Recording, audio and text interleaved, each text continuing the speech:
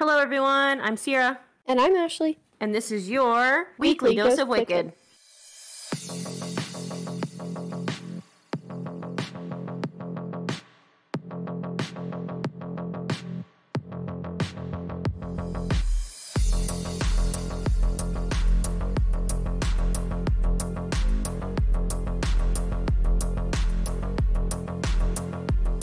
It's our 1 year anniversary! I'm gonna explode your face. That was scary. Yeah, that was champagne popping for anyone that cares. Yeah. So yeah, hey guys, welcome one and all. It's your Weekly Dose of Wicked 1 year anniversary special edition. Woohoo! Woo woo, yeah. Ashley's pouring some champagne to celebrate. And I'm gonna mix mine with some cherry lemon sundrop because I don't like champagne. Whoa, dude, I'm not drinking all that. What are you doing? It goes down. Okay, I want that one. Your I want teeth. that one. That's not busted off the microphone. Thank you. Take it from me. What are you doing? I can't reach you. Okay. Making a lot of noise, Ashley. Well, you know, I'm really sorry, but sometimes this is what happens. I actually hate champagne. I love it. Ashley didn't care. She was like, oh yeah, I forgot your little pansy and you can't drink it straight. So apparently last week I said I was going to make margaritas. I have no recollection of that. You 100% said last week you were making margaritas. You were like, oh my god, should we get drunk on the podcast? I can make a picture of margaritas. Yeah, I don't remember that. Yeah, I edited it, so I know. Yeah, I didn't listen to it, so I don't know. So anyway, welcome one and all. I got champagne, so have a glass with us. Yeah, get you a drink. And if you don't drink, then get you some juice. How's your champagne mixed with Sundrop? It's fine. It just tastes like a boozy Sundrop. Well, there you go. Perfect. Sundrop is the delicious nectar of the South. That is true. So anyway, guys, we're so glad that you could join us. Some exciting things going on. We are going to have a Zoom on Friday, July 7th at 9. Is that what we decided? Yes. 9 p.m. 9 p.m. Eastern Standard Time. So hopefully as many of you that are available can join us. We try to pick a time that was, like you'd be home from work, hopefully. Hopefully. We're going to play a little trivia. Yeah, we're going to play some trivia, give some prizes out. It's going to be lots of fun. Yeah, so join us if you can. Join us if you can, and we're going to hang out and chill and have a good old time. You'll get to see the unedited, awkward versions of Ashley and Sierra. That'll be fun. Yeah, because we're super freaking awkward. Yeah, we are. But it's fine. Everything's going to be just lovely. So, yeah, that's what we got going on this week. If you haven't joined the Patreon, you should head on over to www.patreon.com/weekly dose of wicked and join one of our 4 awesome tiers. For those of you that don't know, which you should by now, we are doing 2 Patreon episodes a month. So for your donation of, it's not really a donation though. Like I always call it a donation, but like you're paying for content. It's not a donation. Like it's not just free money. We give you things in return. That is true. So anyway, if you want to pay for a subscription to the Patreon, you get 2 bonus episodes a month.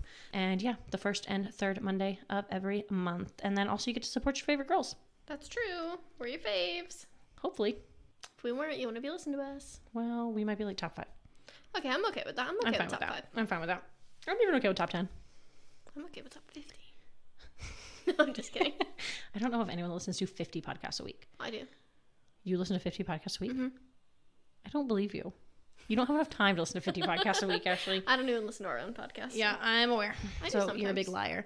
Anyway, so do that. Do the other things. Go on over to Facebook. Give us a like. Instagram, Twitter, TikTok, YouTube. Do all the things. Leave us a rating and review on Apple Podcast. And nowhere else. Oh my God, I already told you. If anywhere else lets you leave a rating and review, please do. But I don't know of any other sites that allow that.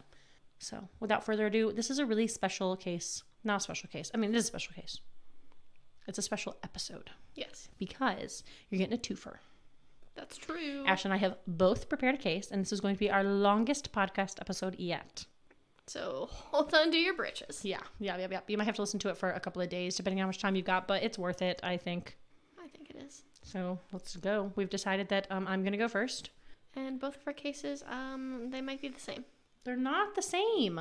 Same topic.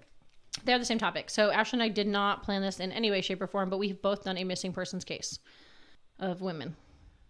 So hopefully that's about all they have in common. I don't know. Yeah, we'll see. It'd be real funny if it was like the same case. It's not though. We said the names, like we checked the names. We know it's not the same.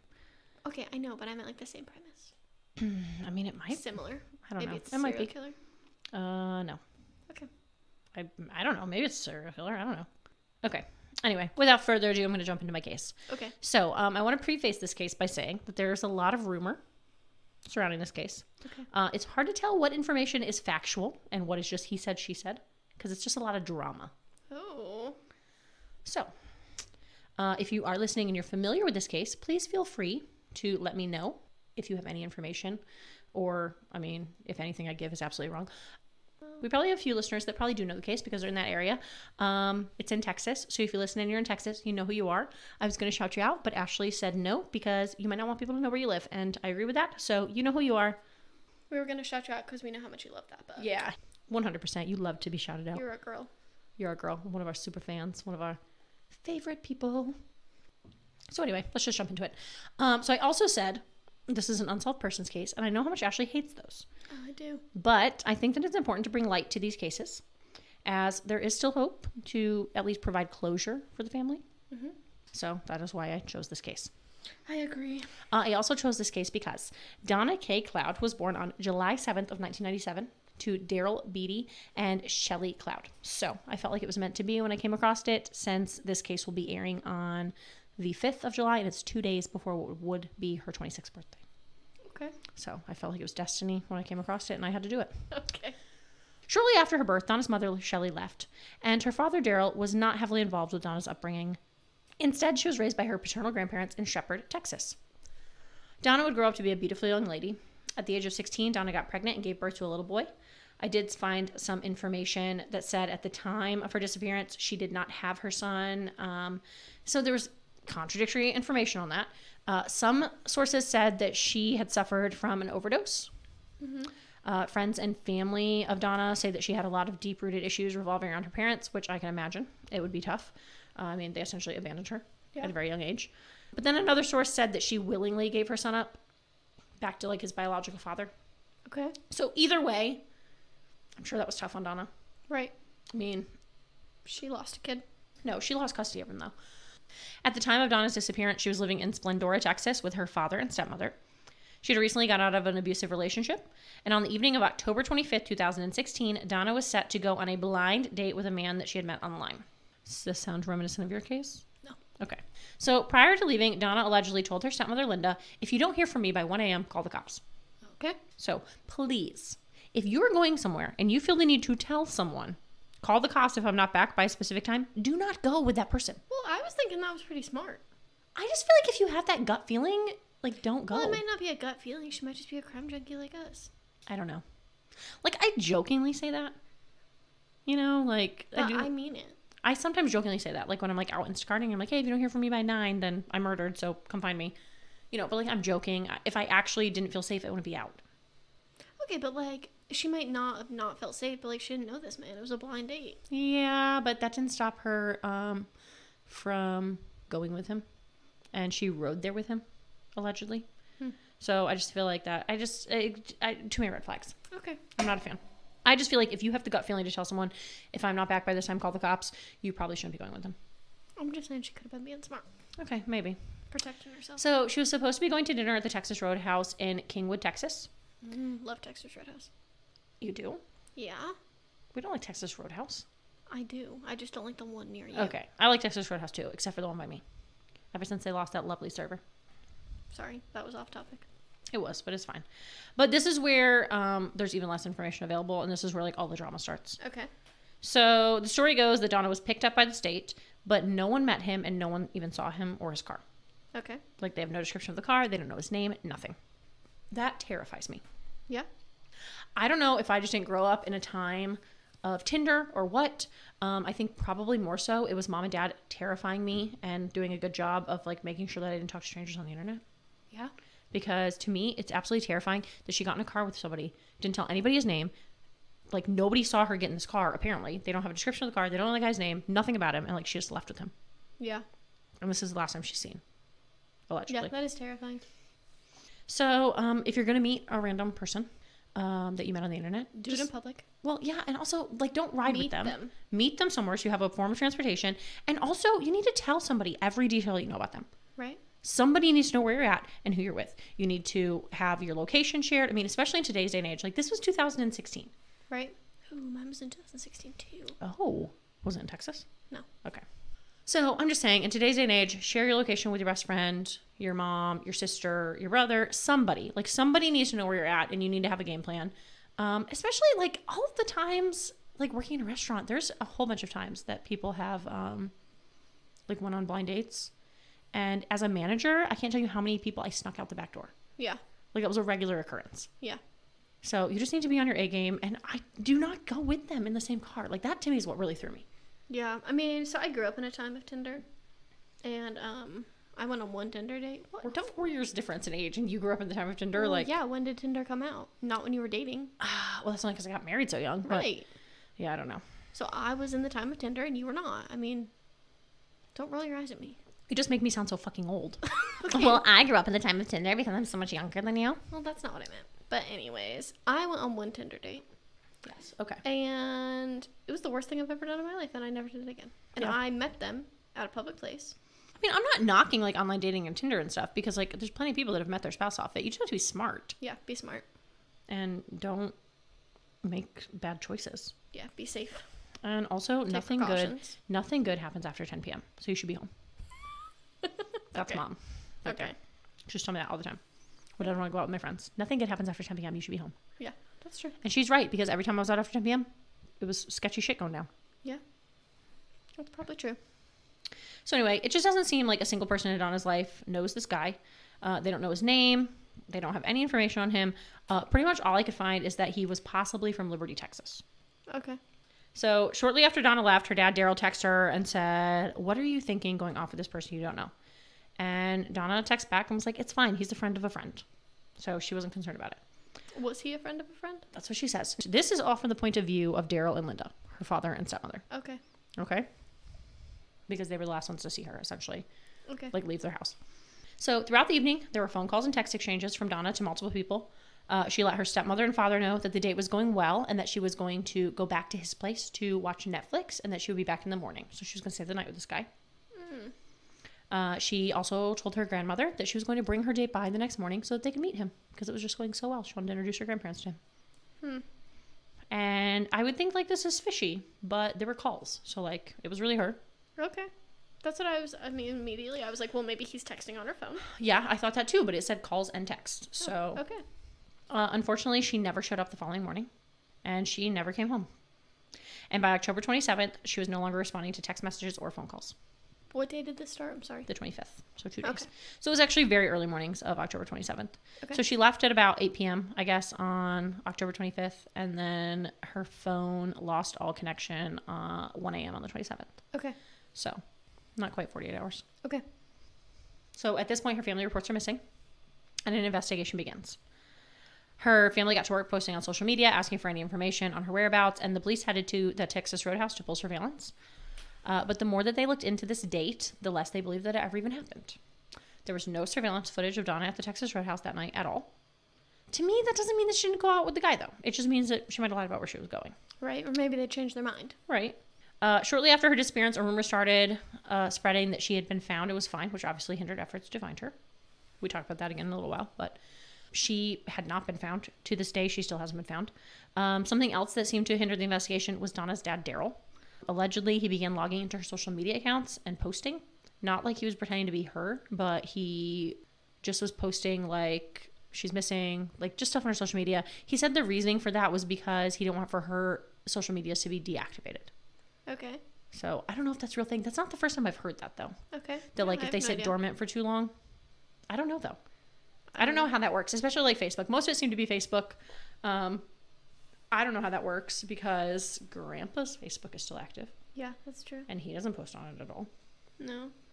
So, I don't know. There are pieces of crap that pretend to be him, though. Yeah, that is true. There are pieces of crap that pretend to be our grandfather, and I don't appreciate it. And I tell them they're pieces of crap. Yeah. He is past. Stop pretending to be him, you piece of trash. Yep. That's besides the point, though. I didn't mean to go on a tangent about Grandpa. I'm just saying I don't know how factual that is. I don't know how Facebook decides, like, what. Because, like, sometimes you look at it and it says, like, in memory of, and their name. Yeah. I don't know at what point they, like, archive it to... Is that the proper pronunciation, archive? Or is it archive? I think it's archive. I think it's archive as well. But you know, sometimes I mispronounce words. And then Allison calls you out. Yes. Because she's a bitch. She doesn't listen to the podcast, so she's not going to hear that. But yes, my best friend calls me out when I mispronounce words because I told her to do it. I know. I was like, if I mispronounce a word, tell me, because we've talked about it before, but a majority of my large vocabulary and Ashley's comes from reading books. And when you read books, you don't learn the proper pronunciation. You just make it up in your head. Yes. So like I apologize. If I had read a book with that name, I would have read it that way every time. Anyway, that doesn't matter. Okay. So also on top of like logging into her Facebook and posting things, he also was apparently deleting things off of her Facebook, including messages. But again, a lot of this I think is just hearsay. Right. There doesn't seem to be a lot of fact in this case. Okay. That's really weird to me though. But apparently the police told him to stop doing it. Okay. And he continued anyway. Okay. He also set up a GoFundMe, which I think is totally reasonable for his daughter to be missing. Yeah. The problem is that the account wasn't to help him find his daughter. It was... I lost my place. I'm sorry. Oh, the account wasn't so that he could help find his daughter. It was so that he could get his car fixed. Okay. Yeah. So there's a YouTube video. I'm going to link it in the show notes. I think it's worth watching. But I'm also going to like paraphrase essentially what happened in it. So if you don't want to watch it, that's cool. It's like 20 minutes long. It's essentially just an interview with Daryl and Linda. So they spend most of the interview talking about how Donna was a liar. She wasn't trustworthy. She would look them straight in the face and lie. They said that they don't believe that she ever went to the Texas Roadhouse. They think that she told them that and then she did something else. And they said that was totally normal. She did it all the time. They said she would regularly lie about who she was with and hang out with people that they didn't want her hanging out with. Daryl claims to have 4 binders full of information, including IP addresses that track Donna's last phone pings to a trailer park in Spring, Texas. That's some serious detective work for a dad. Yeah. I have no idea how he got his hands on that information. I don't know. But he says he has it. Donna's stepmom said that to her, that just means her phone was there. She doesn't necessarily think that Donna was ever there. Okay. Daryl doesn't agree with that. He says he thinks she was more than likely with her phone.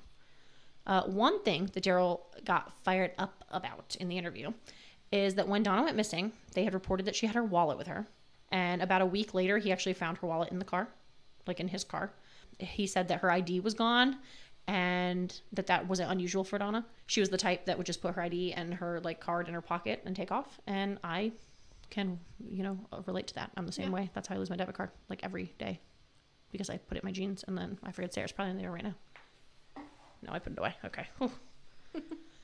I'm really bad about that. Like I get gas, I put it in my pocket and I lose my debit card. So I can relate to that. Okay. But the issue is that when this came out that like her wallet was in his car, the internet ran with that. And that is when like the entire population shifted on Daryl and started calling him a liar.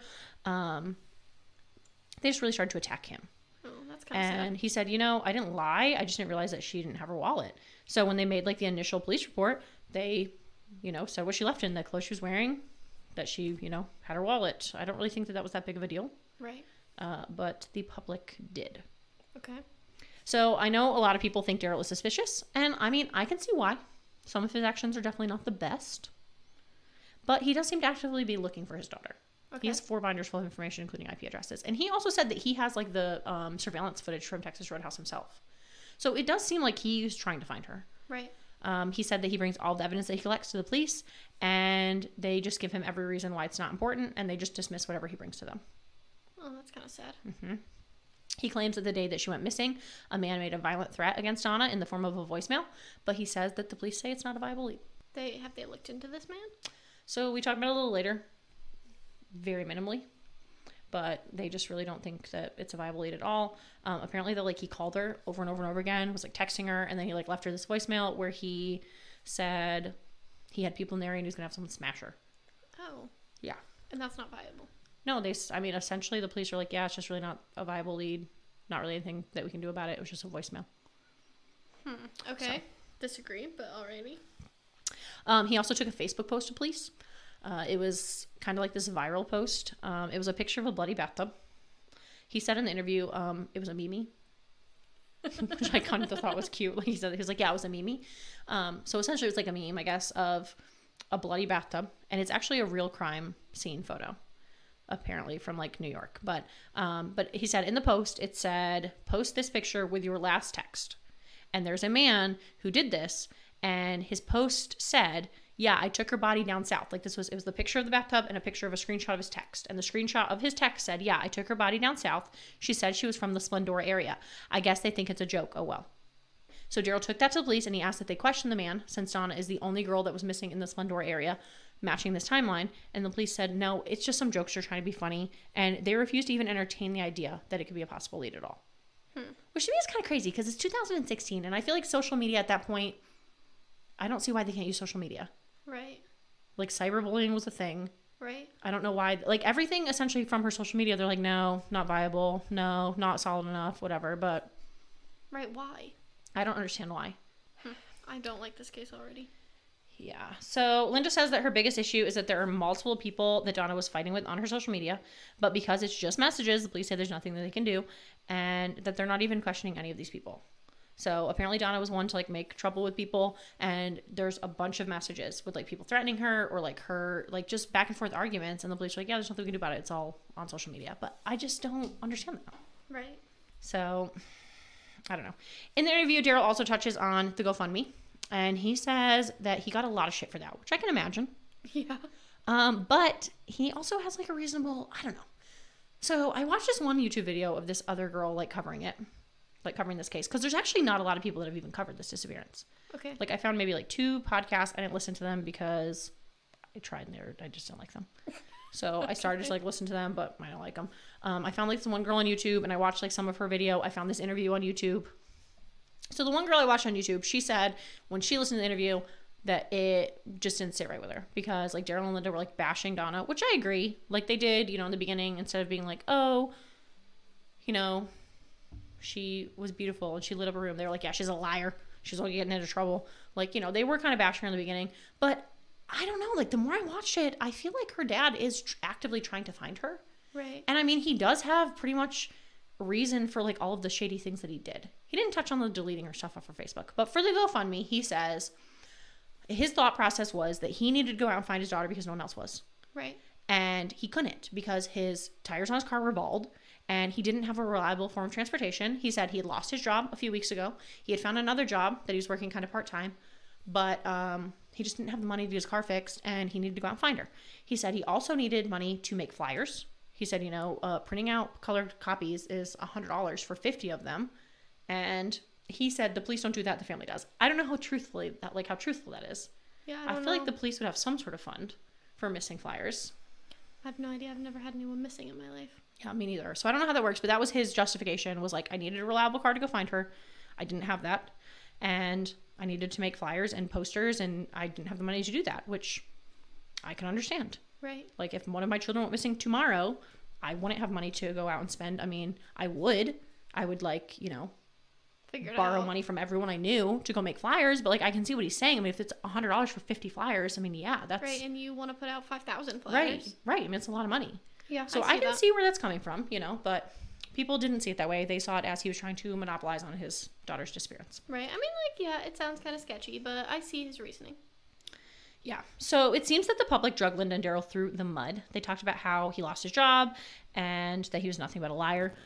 So the first part of this interview, it's a 2-parter. So the first part's 20 minutes. The first part of this interview finishes off with social media posts that have been made about Daryl and Linda. I'm not going to read all of them, but I did just want to read a few. These are really mean. Some of them, I mean, it's not funny because there's a girl missing, but he seems like the type that would trade his own daughter for a crack rock. What is wrong with people? Yeah. So somebody posted that on social media. Somebody posted, does this bitch have Alzheimer's or something? Forgetting stories and shit. Donna was never seen at Roadhouse, inside or out. So that's about Linda. Right. And then this is another post. They said Daryl threw all her shit out in the yard that day and told her he never wanted to see her again. I think he knows what she got mixed up in, but he's scared. And if it's something to do with blank, I don't blame him. So it's like a name blanked out. Right. So it's just a couple. Those are just the ones that stood out to me. I mean, there's a lot. Kind of mean to him. There was a lot of them where they were just like being mean. So Daryl did talk about this rumor that he threw all of her stuff in the yard. He said that was not true. He said that they did fight that day. They did have some words, and that it wasn't something that, like, it wasn't anything that hadn't happened before. So not out of the norm. Right. He said they pretty regularly, like, they didn't get along. He gave her up, you know, like, he didn't have anything to do with her as a child. He said they pretty regularly fought, but they just always got through it. And he also said she didn't have anything for him to throw in the yard. So he was like, you know, even if I wanted to, she didn't have anything. He said that she had only been staying with them for a few weeks because remember, she had that abusive boyfriend. Right. So he said he picked her up from her abusive boyfriend's house and she didn't bring hardly anything with her. Like a couple of changes of clothes. Like she didn't have anything. He was like, so there was nothing for me to throw in the yard. Right. So there is a second video, like I said, with Daryl and Linda, where they talk about how they think Donna possibly could have got wrapped up in dealing drugs. So they said that she had gotten an offer to essentially be like a drug mule. And some backing up of that is that on the night that Donna went missing, her phone was tracked from 8 p.m. on October 25th, and then it drops off at 1 a.m. on October 27th. And there's evidence that she made multiple stops along Interstate 105 between Conroy, Texas, and Houston, Texas. And then it finally landed in that trailer park in Spring, Texas. So that's a viable possibility. Okay. If she was making multiple stops. I guess. So Daryl talks about Donna's abusive ex-boyfriend a little bit. He said that he did eventually agree to do a polygraph test during the interview. It says that information is not being released to the public, but I found a later article and it said he passed the polygraph. So her abusive boyfriend doesn't seem to be involved. There was a PI working Donna's case. His name was Shane Stewart. So he sent a message to Daryl that said, "Your daughter is alive and fine. She doesn't want to speak to you because of y'all's argument. However, she is not at risk. I am not working this case. The sheriff's office still has it open until they physically put eyes on her. They can't close it. But there is no foul play and no harm done. She is in Cleveland with a male friend. That is all I will disclose." So this message from the PI pissed Daryl off. In a response, he made a Facebook post, which has since been deleted. Okay. In the post, he wrote, "The truth is my daughter is a spoiled brat. She had lied to us all as well as other people and was not wanting to be found.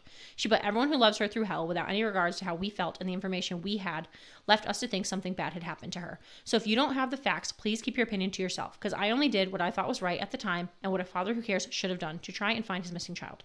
I spent hundreds of dollars and ran my vehicle in the ground looking for her. But you don't know that either. Nor do you know I lost my job because I could not make it to work from being worried sick. So mind your own business. If people should be mad at anyone, it should be Donna for bringing this drama in everyone's life. I am trying to move on. So should you." So the truth is the PI never actually saw Donna. Okay. He had heard that she was seen in Cleveland in a red sedan with a man. So I'm not really sure why the PI felt it was acceptable to tell Daryl that he had seen her and that she was alive. Right, when he hadn't. Right. So the only reason why Daryl actually ended up taking the post down is because he actually got confirmation from the Montgomery County Sheriff's Office that this alleged sighting was not able to be confirmed, and therefore they didn't believe that it was an actual sighting. Okay. So Shane Stewart, the PI, also went to social media, and he posted this. "I normally don't get involved in social media, but here's the simple facts. 1, I personally did not make the found poster, nor did I spread it. 2, there was a lot of pertinent information left out by certain members of the family in regards to this case. 3, she's an adult. She got into a fight with her father and several things were said, including him basically telling her to get her stuff from the yard when he left it, where he left it, and leave. Don't contact him. 4, father did not lose his job as a result of her missing. He had been laid off from Kennedy Fabrication a few weeks back. 5, I did not know about the GoFundMe. 6, myself nor any other level-headed PI takes a penny from a missing person's case. That would be unethical and just plain heartless. 7, search and rescue efforts do not take money either. 8, I never physically put eyes on her, but yelled.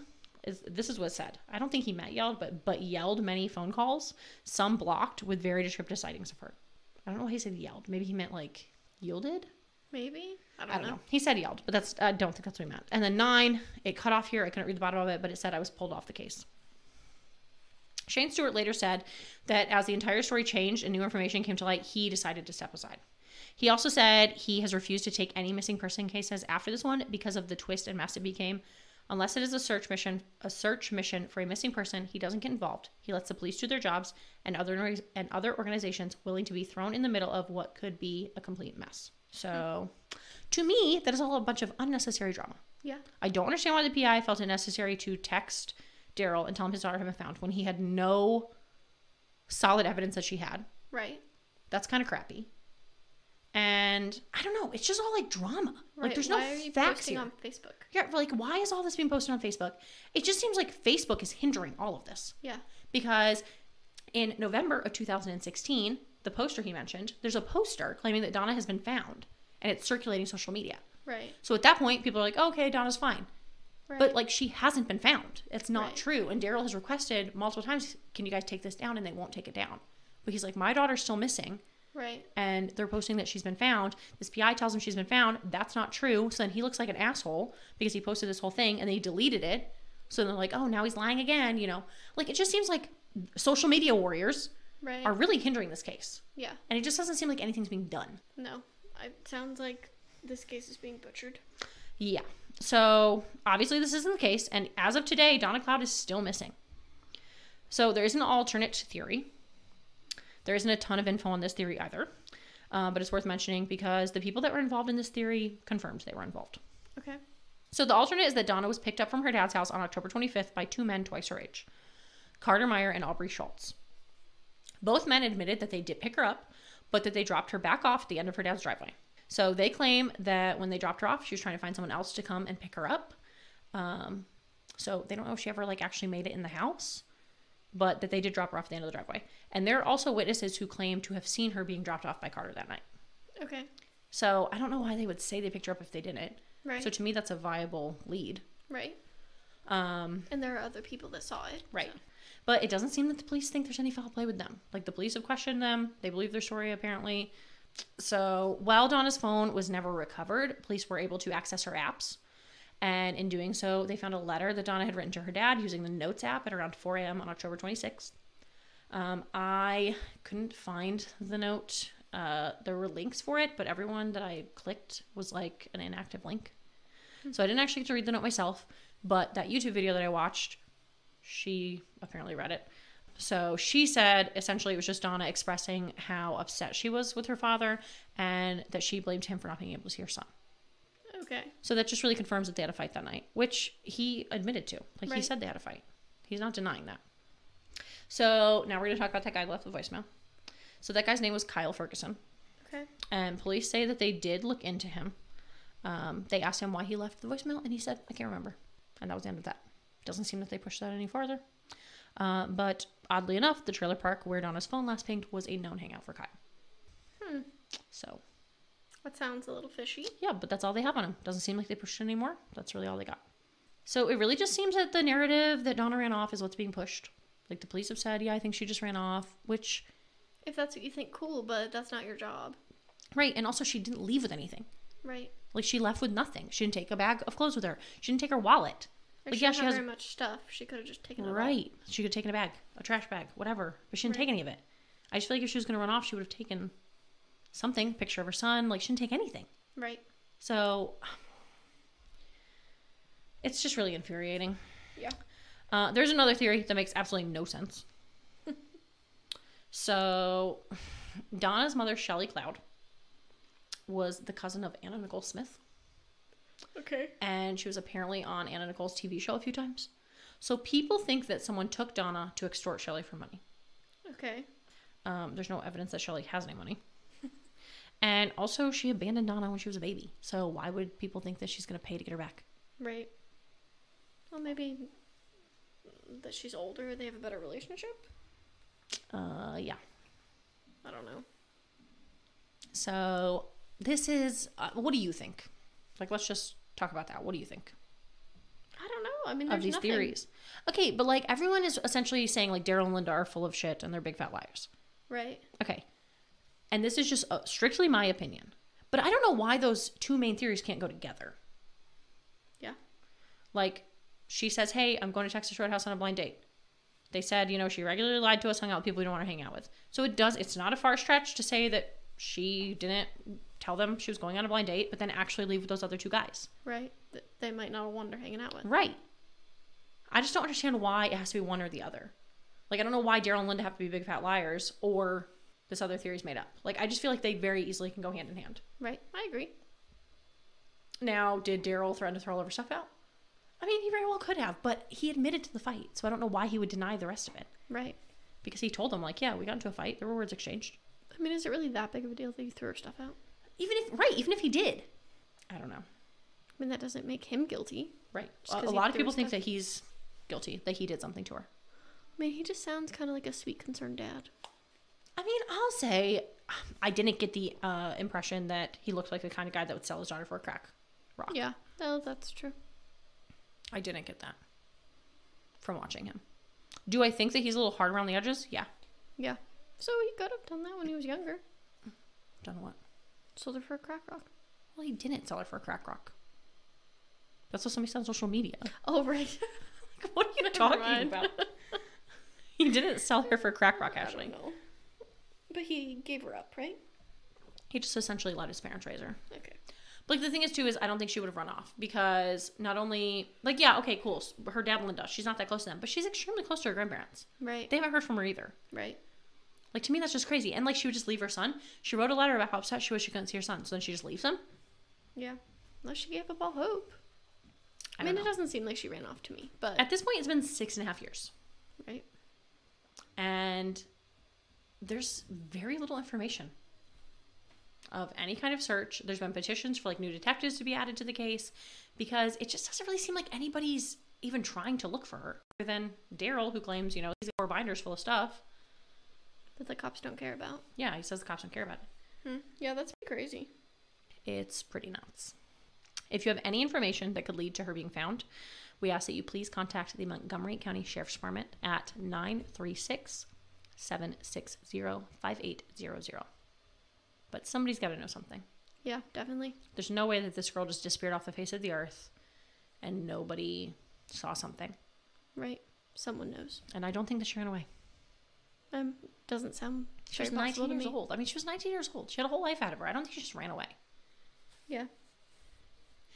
And also, the area that she lives in is heavily wooded. And it doesn't seem like they've done any searches of that either. She very easily could be out in the woods somewhere. You know? I mean, somebody could have... multiple stops. Her phone made multiple stops along the interstate. It doesn't even seem like they've searched the stretches of highway. Like, maybe she did go out with someone and he killed her and dumped her body. Right. But they're not even looking. Yeah, that's possible. Okay, anyways. All right, so my case is also a missing person case, but it's solved. Okay. But you said, is she still missing? Yes. They never found her body, but... Okay. Okay, anyways. So on December 3rd of 2016, started in the middle this time, at 2:45 a.m., an Uber driver was driving along the Belmar Bridge in Neptune City, New Jersey. He saw an old tan sedan pulled off to the side. So he stopped and went to look at the car because it wasn't safe to be stopped in the middle there. But no one was inside of the car. He contacted the police just to let them know that car was there because, again, wasn't a safe spot. The cops came pretty quickly and they took a look into the car. The car was unlocked and the keys were still in the ignition, but there was no driver in sight. So they ran the plates and the car belonged to 96-year-old Lillian Stern. But Lillian wasn't driving the car that day because she had actually given the car to her 19-year-old granddaughter, Sarah. The police went to Sarah's house and it was empty. The only sign of life was a dog inside. So a little after 3 a.m., they contacted her father, Michael, who was on vacation with his girlfriend in Disney World. He says he answered the phone and it was the police asking if Sarah drove her grandmother's tan sedan, and he said yes, and then the call disconnected. He called back, but they didn't answer him. So he felt really uneasy about this. He called his nephew, who was a first responder in Neptune, and he told them that they had found Sarah's car abandoned on a bridge with no Sarah. So the couple packed up and immediately began their 16-hour drive home. But in the meantime, the police worked on locating Sarah. The police called Mike back and asked him some questions about Sarah being missing, what he knew, but he tells them that he's not home, so he really doesn't know anything. And that he's tried to call and text Sarah, but she's not responding to him. So initially, they thought that Sarah had jumped off the bridge and committed suicide. But they still did their due diligence and started a missing person investigation anyway. They began by canvassing the area, talking to her neighbors. They found the next door neighbor, Robin, said that she had heard from Sarah early the day before. Sarah asked if she could drop some things off at her house, and Robin said, yeah, that was fine. Robin said that she sounded kind of down, but nothing super suspicious. And when she did drop the things off, Robin wasn't home, that her daughter Carly was. Carly had been pretty good friends with Sarah. They knew each other their whole lives. Carly says that Sarah did stop by that day looking for Robin to give her the box, but Robin wasn't home, so Carly took it. She says that Sarah seemed to be in really great spirits, that she was talking about how she had decided that she was going to move to Canada to start her life as an artist. Sarah had Sarah had gotten really into art when her mom had died from cancer 4 years prior. She used it as kind of like a therapy for herself, and she's really talented. So she was also super into YouTube, and she had went to a YouTube convention in Toronto. She met all kinds of famous YouTuber, one of which was Jenna Marbles. Oh my gosh, I love Jenna Marbles. Me too. I used to be obsessed with Jenna Marbles. Me too. It was 2016, right? Mm-hmm. Yeah. So when Sarah had went missing, Jenna Marbles actually made a video about it. Oh, wow. I thought that was pretty cool. That is pretty cool. Another reason to love Jenna Marbles. I do. I love Jenna Marbles. She's just a ray of sunshine. Yeah, so that's not really like super important to the case, but I love Jenna Marbles. I love Jenna Marbles. I added it in there. We used to be obsessed with Jenna Marbles. Prior to it was in 2016. It was really the Velociraptor. Yes. yeah. How to what was that video? How to get a man to quit talking to you. Yeah. How to get a man to quit talking to you. Be a Velociraptor. Mm-hmm. She had all kinds of them. Randomly plank. Yeah. Yeah. Hilarious. She's a funny girl. Mm-hmm. So Sarah, when she went to this YouTube convention, she fell in love with Toronto, and her dream was to move there and be an artist there. Sarah told Carly how she had found money from her mom and that she now had the means to leave. She said that her mom had left her a safe in the other house that they had owned with a box of money for Sarah. And this gave the police a theory that maybe she ran away and went to Canada. But Carly says that she doesn't think that's what happened, that she didn't say that she was moving that day, just that she had decided she was going to definitely move. And she even said that they made plans later that afternoon. So Carly also says that after she left, she had to go run errands, and she was going to lunch with her friend, who was with her. The police tracked down the friend, and it was her best friend of hers since first grade. His name was Liam. That morning, they went to Liam's house. It was still pretty early to ask if Sarah was there, and he says no, that he hadn't seen her since before he went to work yesterday. They asked if he'd talked to her or any texts or calls. He says, no, I actually lost my phone, and I'm not really sure where it is. So they tell him if he hears from her, just to let him know, and Liam says, okay, we'll do. So the police go back to the car looking for clues, but there's really no signs of foul play. So they really just feel like Sarah either jumped off the bridge or she left to start a new life in Canada. Okay. So the police talked with Mike, and he said that he didn't know anything about that money, but it did make sense to him. His wife, Clara, that's not her name, her name's Carla, was a saver, and she was really prepared. She loved Sarah, so it made sense to him, and that tracked. It's kind of weird, though, that she wouldn't tell her dad about it. Yeah. So how do we feel about Liam? I don't know. How do you feel about Liam? I don't like Liam. I don't know how I feel about Liam. I don't feel like... 3 sentences in. I don't like him. Okay. I just don't buy... He doesn't know where his phone is. Yeah, kind of weird, right? 2016. You said she was like 19, right? Mm-hmm. So a teenager not knowing where his phone is. Right, they've been friends since first grade, so he's the same age. Right. 19-year-old not knowing his phone. That thing is glued to your hand. Yeah. I don't like that. Yeah. Kind of weird. Yeah, I don't like that at all. So they did start searches for Sarah. That day, dozens of first responders, the state police, the sheriff's department, a dive team, a boat with a sonar, they're all looking for Sarah. They look around the bridge, in the water, but nothing. Neptune City was a pretty small town, so pretty much everyone that was looking for her knew her. Right.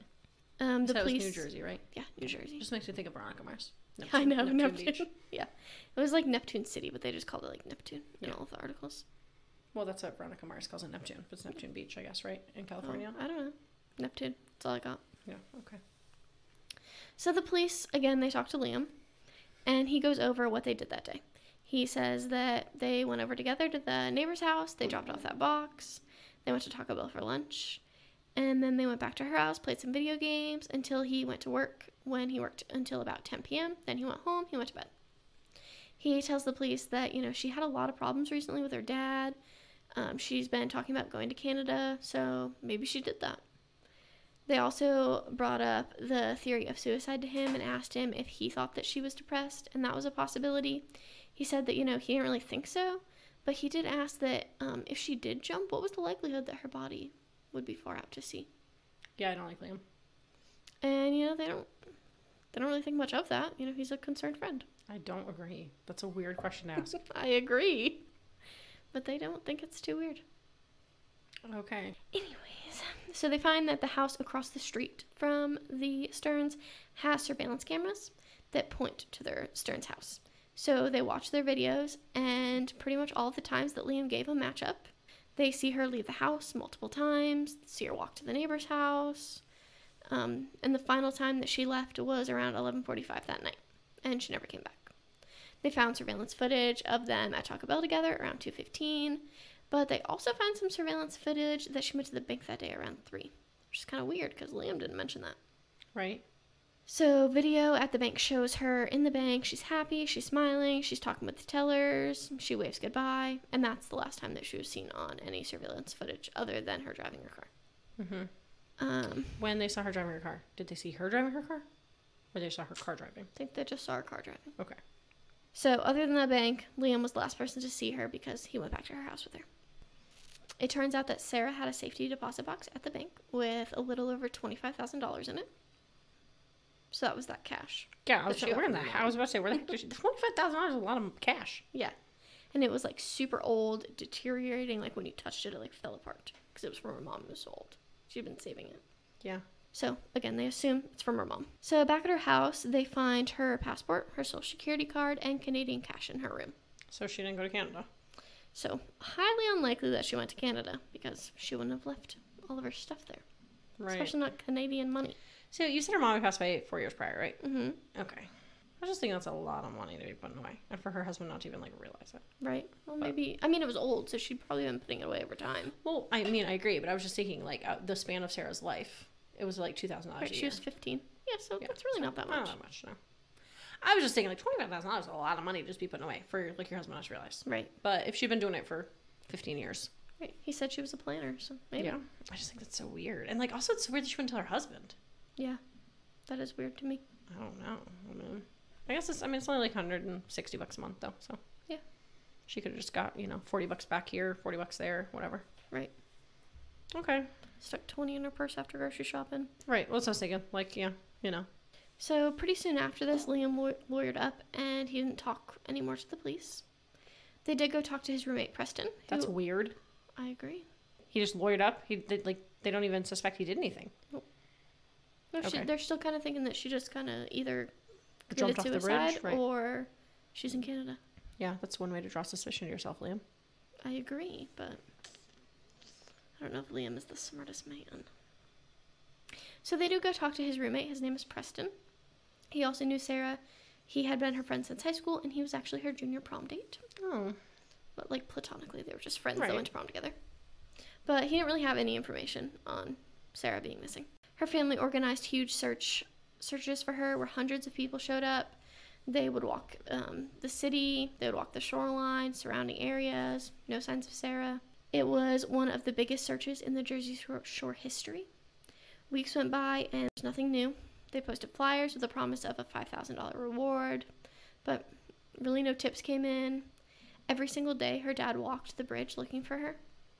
Her friend Carly would message her on Instagram, hoping that she really had just left, and she would say, like, oh, if you're really out there, make a fake Disney account and like my picture so I'll know it's you.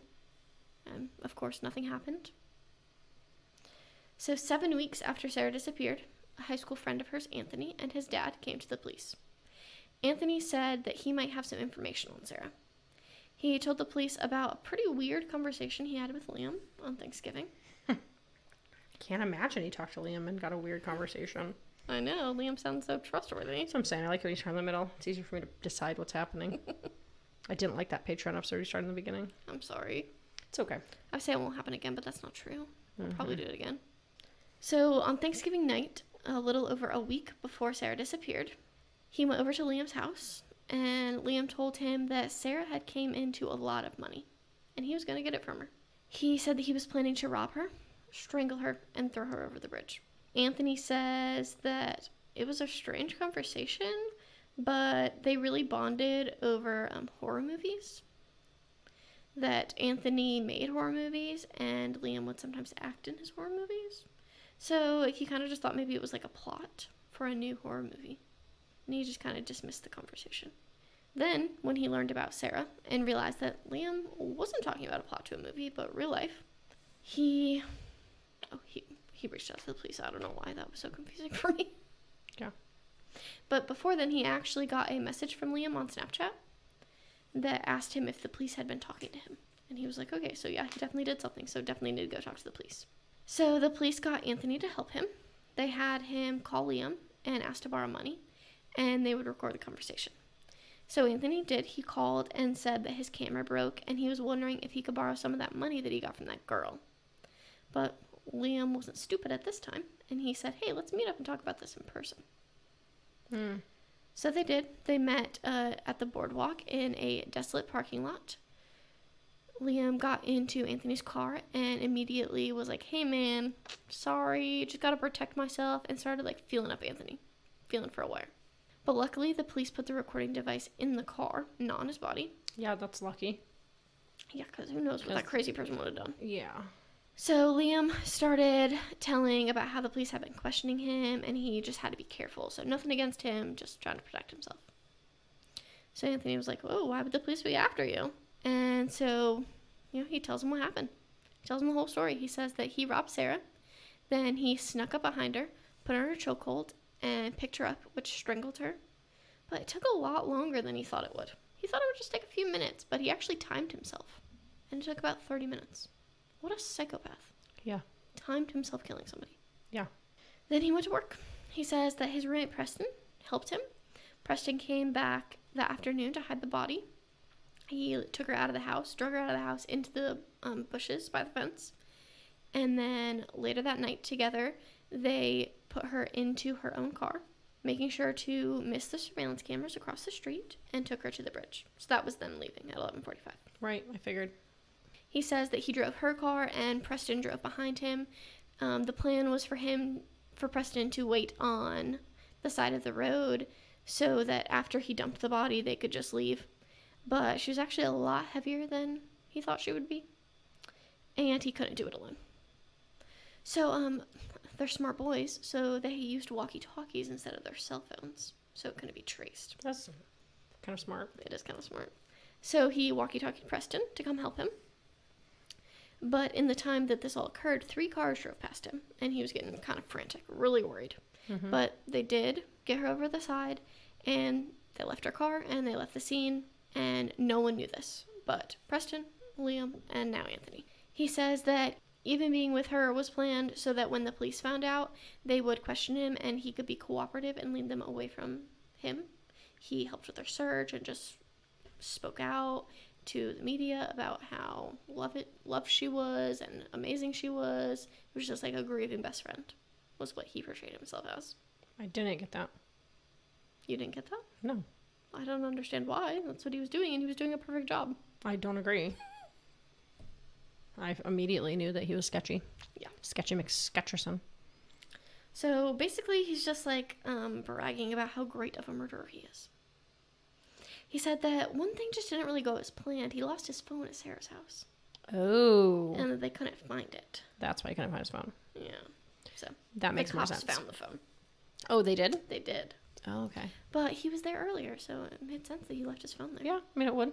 But he said that the worst part was that he thought he was going to get a lot of money. Maybe 50 to 100,000. But he actually only got 10,000. Why would he think that? Because maybe they didn't, like, count the money. He was with her when she found the money. So maybe they didn't, like, count the money initially to figure out how much money it was. Okay. And so she still had, like, 25,000 in the safety deposit box, but he got 10. So she had 35,000. Why did she go to the bank that day? So Liam says that she took that money out because he convinced her that she should use it to move to Canada. So she went and took the money out so she could move to Canada. $10,000? Yeah. What was she going to do? They left $25,000. Just leave it in the box? Yeah, leave it for savings for when she needed it later, I guess. That just seems kind of silly because it's a saving, like it's a safety deposit box. So she'd have to come back to get it. Yeah, I mean, I agree. But, like, her family's here, so she would come back. I mean, yeah, I guess. I don't know. But not according to Liam because she hated her dad, so. Oh, okay. According to Liam. Right. So, yeah, I'm not really sure. But, he said that $10,000 really wasn't that much. It was really only enough to throw him better parties. Okay, trash That's all bag. he really got to do with it. And he also tells Anthony, I really thought that I would feel different, but nothing has changed since you killed her. He feels the same. Okay, psychopath. You killed your best friend. Over $10,000. Nothing has changed in your life. So, did he give any money to the guy that helped him? No. Okay. They buried the money. He used part of it and then buried the money. So it wouldn't be tracked. Okay. I think I say Why that did later, his friend even but- help him then? Well, like he was going to get some of the money. But then they decided that it was too old and they would know. Oh, okay. So they had to bury it Okay. and use it later. Okay. It's just going to get older. I mean. Right. I don't know. Okay. He's not the smartest cookie. No. So Anthony says to him, wow, this is like a movie. And he says, yeah, well, it's your life. You got to make it one. I wouldn't want to live a boring-ass life. Okay. Murdering someone makes your life fun? I don't think that that's fun, but... According to Liam here, he thinks that makes his life more fun. Okay. So on the Dateline episode, it pretty much plays most of their conversation. Mm-hmm. So it's pretty interesting if you want to give that a watch. So Anthony asked where the money was, and Liam said that they had hid it. And he said that Preston didn't even know where it was, and that he better not tell Preston that he knew, because if Preston found out, that he would kill him too. But Preston didn't kill Sarah. He did. Right. So he's not going to kill anyone too, because he didn't kill someone in the first place. Right. Okay. So they finish up their conversation after 20 minutes of being in the car, because I'm sure Anthony's like, I want to get the heck out of this car. Right. And the police have Liam under surveillance while they get their warrants in order. Mm-hmm. But in the meantime, they bring Preston in for questioning. And within minutes, he tells them everything. I'm sure. He pretty much says the exact same story. He says that Liam came to him months prior and told him about how he and Sarah had found the money and that he wanted to rob her. So they came up with a plan to get her drunk and take the money, but that didn't work. So then Liam said that they were just going to have to kill her. So he said that he would kill her and Preston would just help with the cleanup and then they would share the money. And Preston agreed. Preston showed them how he took care of the body, how he drug her out of the house, where he put her before they went and dumped her over the bridge. He showed them where the money was buried. So Liam said that Preston didn't know, but Preston, I'm getting my names confused. Liam said that Preston didn't know where the money was. Right, but Preston did know. know. So I don't know why he lied about that. He just, I guess, thinks he's cool. So you said they searched her car, right? Mm-hmm. Okay. They said there were no signs of foul play. I just don't see how that's possible. Why? If they put her dead body in the car. I mean, he strangled her. It's not like she was bloody. Okay, but I'm not trying to get gory here, but typically you excrete bodily fluids. Yeah. When strangled, from my understanding. You piss yourself or shit yourself. Right, but it had also been hours. Okay. In between being strangled and being in the car. So maybe it dried up. Maybe. Yeah, okay. I just was thinking they should have found urine or feces. Right.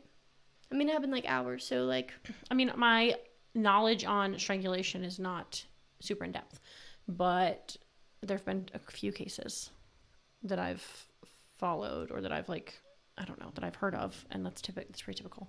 Right. Not to go way off track, but Chris Watts. Right. He said that when he strangled Shanann Watts that she shit herself. Right.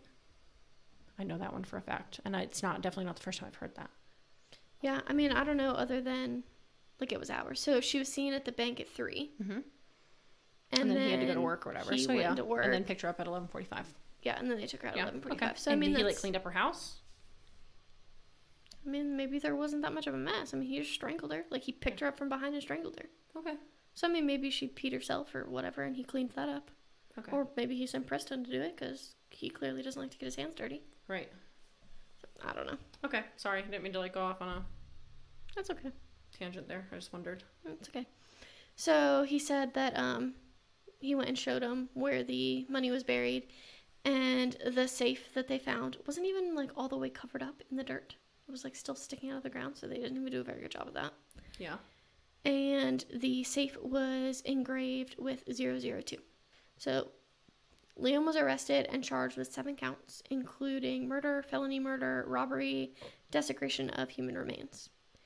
And he denied all of it. He says he didn't have anything to do with it. Obviously. But when he was arrested, he had on his keychain a key that was engraved with 002. Right. Same as the safe.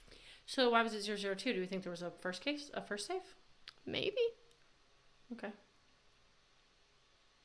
Maybe. Maybe he got more than 10,000. Yeah. I don't know. Okay.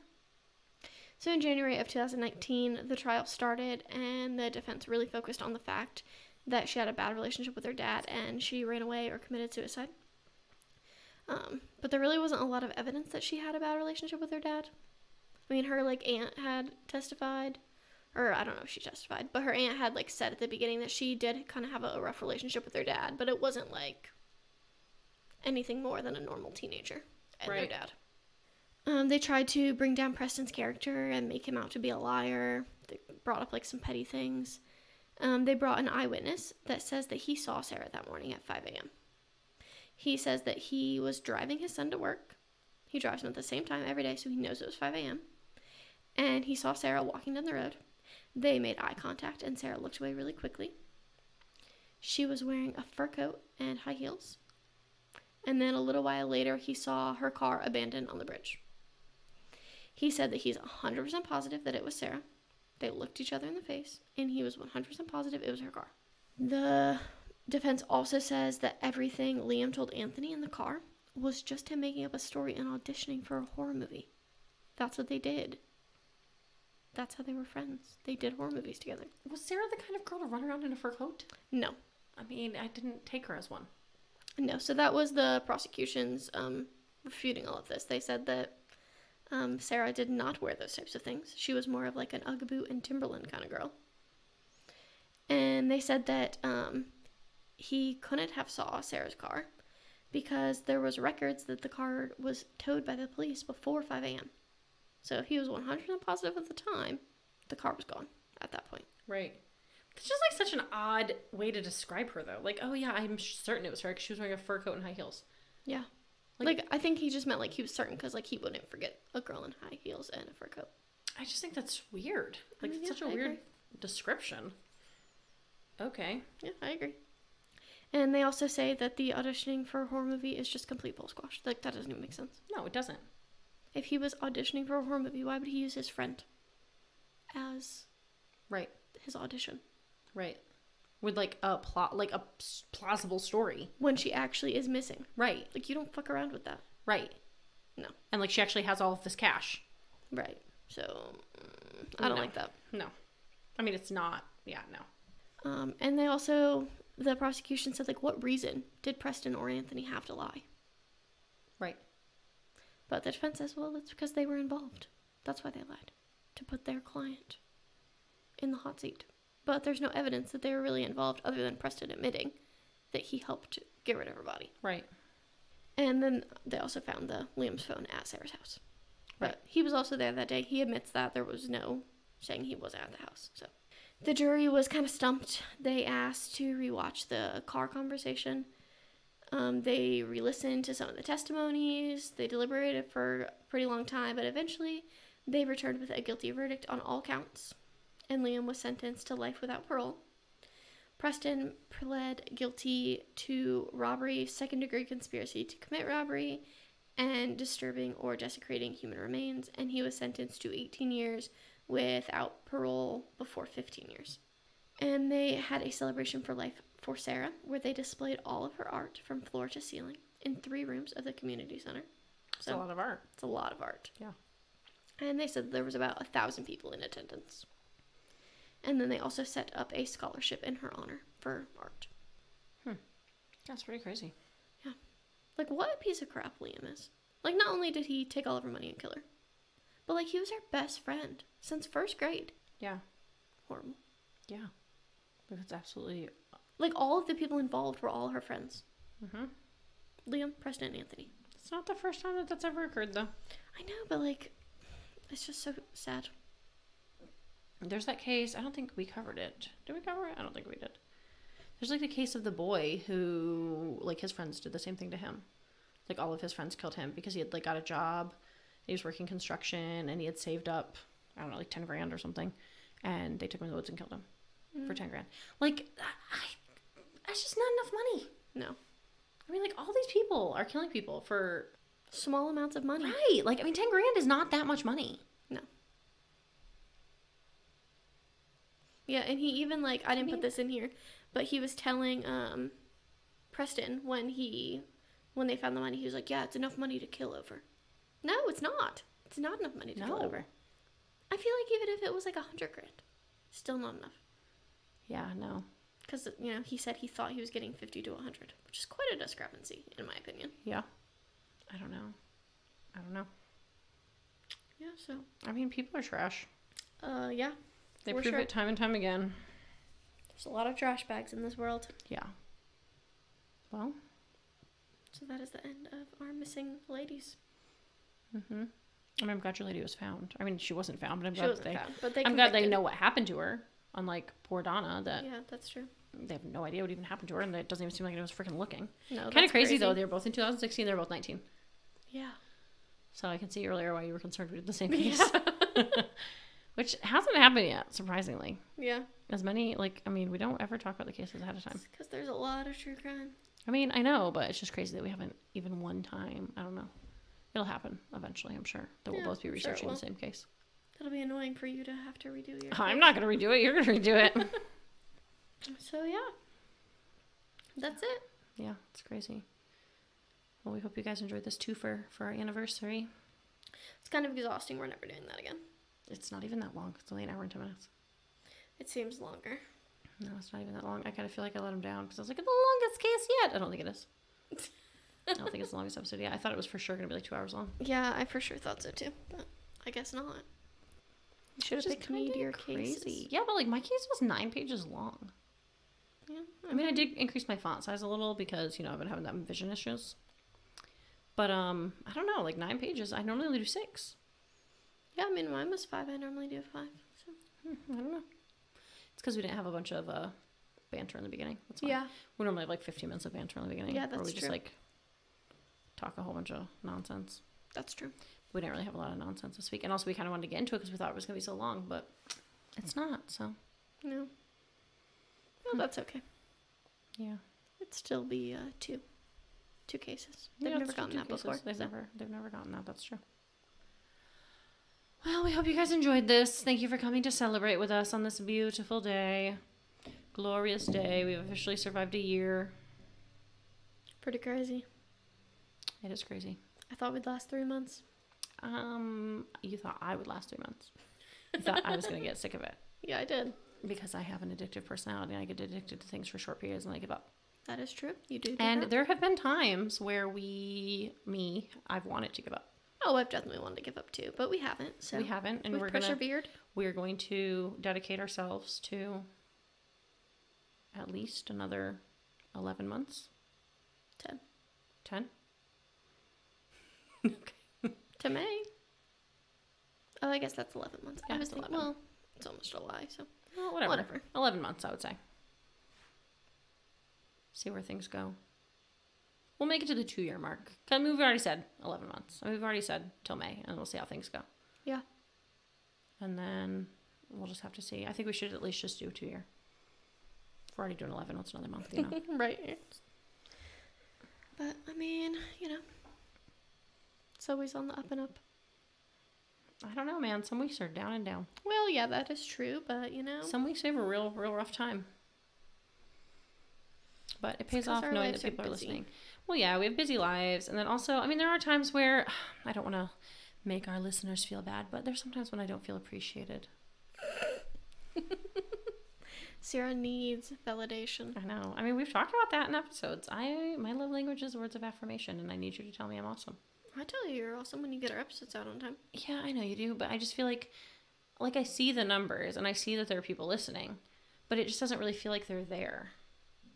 You know? Yeah, because they can't talk to us. Well, no, but I mean, like, I just feel like, you know, like, it just, I don't know. I don't know how to describe my feelings. This is just my therapy session. Okay, well, With they our don't want to hear Patreons. that. They do, Ashley. They don't. They don't want to hear you making them feel bad about themselves. I mean, they probably tuned out by now. They just come for the cases. I want to see, though. So our current stats, we're at... Calculating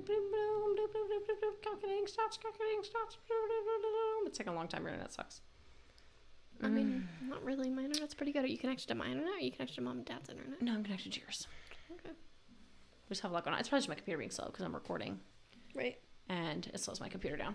So, I mean, currently we're at like 23,500 downloads in a year. I mean, Pretty good, I think.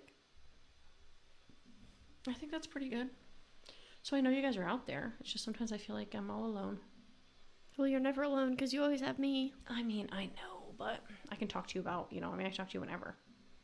But yeah, you know, what are some of our favorite moments from the past year? I don't know.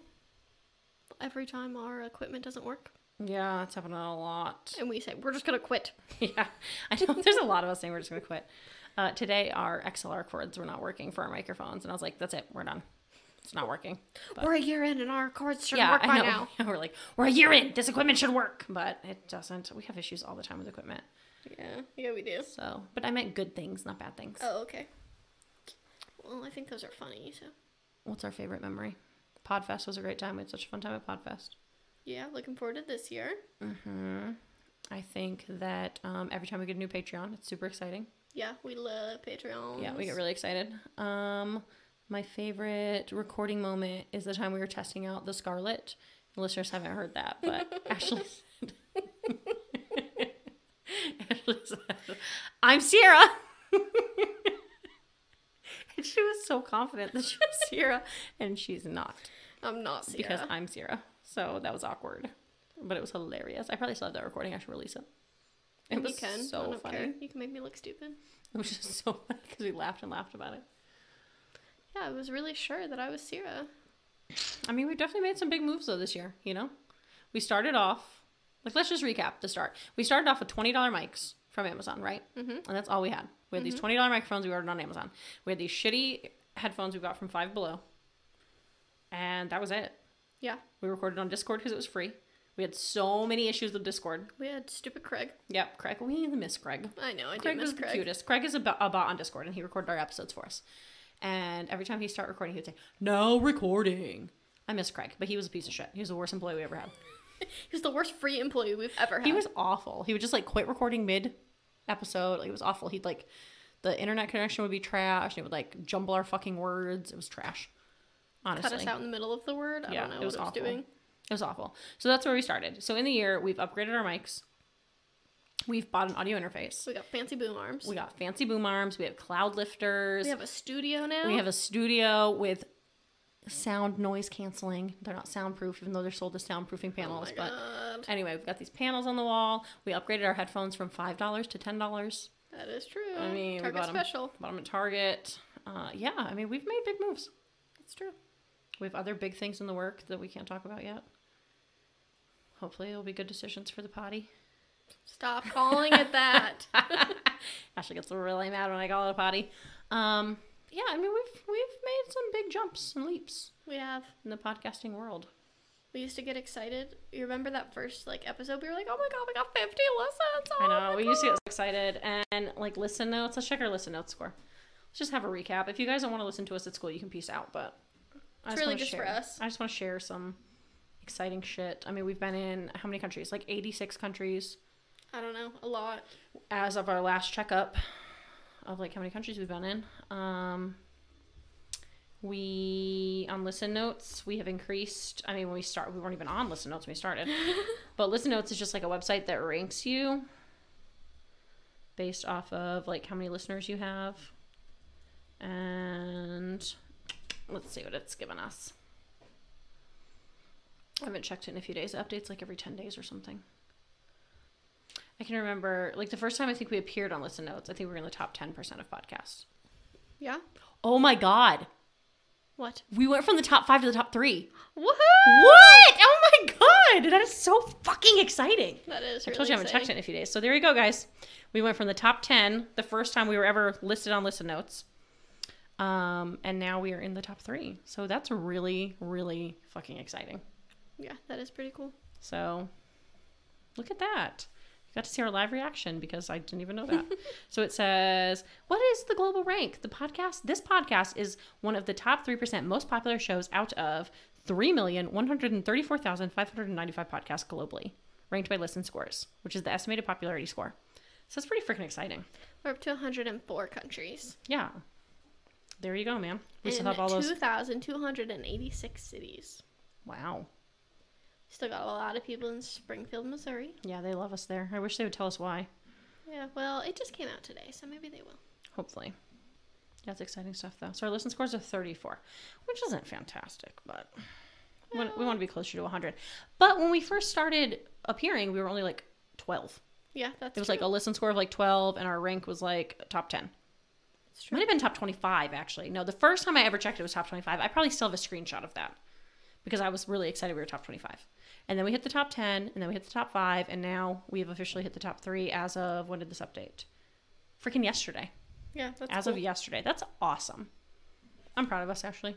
Me too. We've come a long way. We have. We've come a very long way. I do miss my teal mic, though. It was really pretty. Yeah, the teal mics were pretty, but they were trash. Oh, they were total trash, but they were pretty. Yeah, they were awful mics, but we got them. I mean, we didn't have money to start a podcast. So we appreciate all of the financial support from our Patreons. We do. We appreciate all of our 23,000 downloads. Mm-hmm. Appreciate that a lot.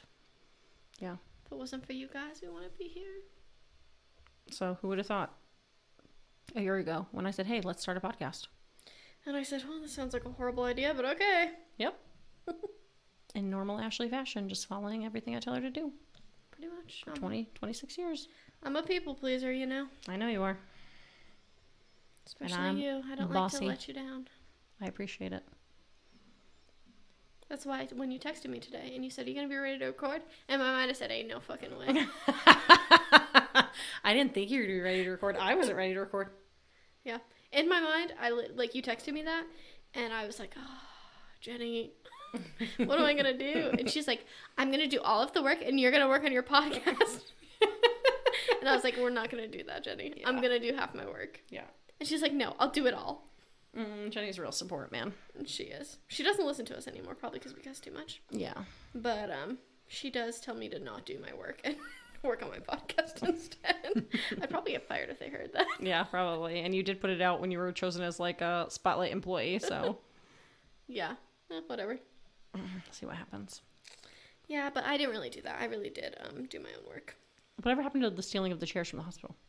Oh, they told me I wasn't allowed. I didn't figure you were allowed. I just figured while we were getting you in trouble with work, we'd throw another one in there. I asked. They said no. Okay, well, that's sad. Yeah, so if anyone wants to buy us a couch. Yeah, so on July 8th, we wrote, woohoo, can't believe we've reached 50 downloads. Thank you for your support. Is that what you were checking? Yeah. Like our back? That's so funny. And then hilarious. Look at that, we're up to 23,000. Yeah, that's awesome. It's insane. So I know you guys are out there, so I appreciate you. Wish you would talk to me more, though. Yeah. I think that's the thing. I don't know, because like I regularly reach out to podcasts I listen to. Yeah. And they do not talk back to me. I never reach out to podcasts. I do. I reach out to them regularly. Like when because a lot of times they'll ask us to. Like when you listen to podcasts, they'll be like, reach out to us about this or whatever. And I do. Like I've reached out to multiple podcasts that I listen to multiple times and I never get a response. Yeah, we always respond. That's what's beautiful about us is we respond to all of you. And you can ask some of our other listeners that have reached out because there is a handful that have. Right. It's just like in the grand scheme of things, we have like 23,000 downloads and I think we've had like 7 people reach out. Yeah, probably. Over a year. So it would be nice to get more feedback. Tell us what we can do for you. All 7 of those we respond to. That's true. I mean, you could just tell us like what you want to hear. Yeah. If you have an idea. Do it. You have an idea for a case? A new thing, we're not saying no. Yeah, that's true. That's since Podfest, we aren't saying no. So if you asked us to do something, as long as we're capable of doing it, we're going to do it. Yeah, as long as it's not illegal.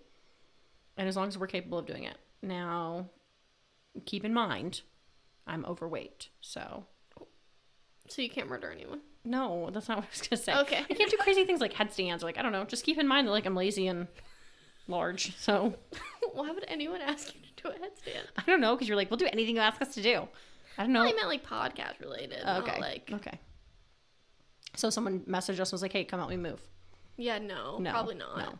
You should just be more clear with what we're willing to do. Anything podcast related. Any episode you want, I mean, whatever. You just tell us. You want us to do an episode? You want us to drink a 12-pack of seltzers and do an episode? We'll do it. That'd be fun. I'd be real annoying, so you don't actually want that. No, but I'm just saying, if there's I'll anything do it for you, if that's you guys want us to do, then just tell us. Tell us what you like. Tell us what you don't like so that we can better ourselves for you guys because you're really all that matters. That's true. And I hope that when we talk to you, you feel like we're talking to you alone and not the other 23,000 downloads. So I would also like to say that I was talking to Hannah the other day. Our new Patreon? Yes. And I told her, I was like, hey, your shout-out episode is this week. And she was like, oh, so great. Love that. And then we were talking, and she was like... Did she really say it like that? Because that really sounded like bitchy. No, okay. She didn't. I just added that. Anyways. No, she was like, oh my gosh, yes. Can't wait to hear it. Much better. And then she's like, I just love the summer because I get more time to listen to the podcast because, she's not working. So she was like, yeah, I usually listen to you guys when I exercise. And I was like, oh yeah? She said, yeah. A couple weeks ago, I was like, Ashley, hurry the fuck up. I want to get off this treadmill. Or whatever she was doing, walking. That's funny. Because she has made it a goal of hers that she has to exercise for however long our podcast is. Right. So when we get too chatty, she gets really mad. Okay. Well, sorry. Don't exercise to this one, Hannah. No, don't exercise to this one. No. But it's at the end, so you won't know that. No. Add it. Just send her a text. I will. Send her a message. Let her know. But anyway. All right. Well, I guess we'll let you guys go. But again, thank you from the bottom of our hearts. We love you. If you're hanging out this long, I don't know. Some people might peace out, but we love you more than you will ever know. And we do this every week for you. We beef Only up our for you. content for you. Each and every one of you. Individually. Mm-hmm. So, thanks. And also, just a little beef to bake. 23,000 downloads. We have 59 reviews on Apple Podcast. Oh my gosh, Sierra. Come on. I mean, I'm just saying. Okay. Well, anyways. Maybe we could get some more. Back to saying that we appreciate them. I appreciate you, but get your shit together. I'm just kidding. You can lead a horse to water, but you can't make a drink. This is true. I can tell them every single week. I meant you. Oh, why me? I can tell you to be nice, but doesn't mean you're going to. Oh, no, I'm not. I'm nice. Well, sometimes. You did just tell our listeners We actually to get have their shit together. 57 ratings. So, again, get your shit together. Okay, anyways, let's let them go. All right. Well, bye, guys. We'll see you next week. Bye, For guys. a normal episode that will be me. I'm going to be doing next week's episode. Yes. All right, bye, guys. Bye.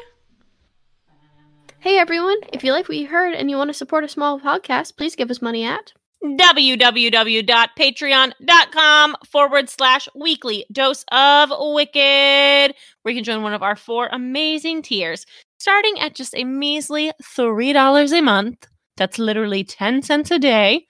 You can join the Slightly Wicked. After that, we've got the Moderately Wicked for just $5 a month, followed by the Awesomely Wicked for $7 a month. And for those high rollers, big ballers, we have the Extraordinarily Wicked. So head on over, check it out. If you like what you see, join it up. If subscriptions aren't your jam, head on over to www.buymeacoffee.com/WDOW, where you can give us a one-time donation to buy us a coffee or, like podcasting equipment, which would probably be a better use of our money. Feel free to give us a follow on Instagram at weekly_dose_of_wicked, or you can just search Weekly Dose of Wicked and we'll pop up because we're the only ones. or you can give us a like on Facebook at facebook.com/weeklydoseofwicked. Or you know what? You could just do both because that would be better for us. For a direct feed of our podcast, please go to www.weeklydoseofwicked.buzzsprout.com. Great news, guys. We've made it big time, and you can now listen to us anywhere you listen to podcasts. Yep. Even Pandora. They finally let us in. Make sure to come back next Wednesday for your Weekly Dose of Wicked. But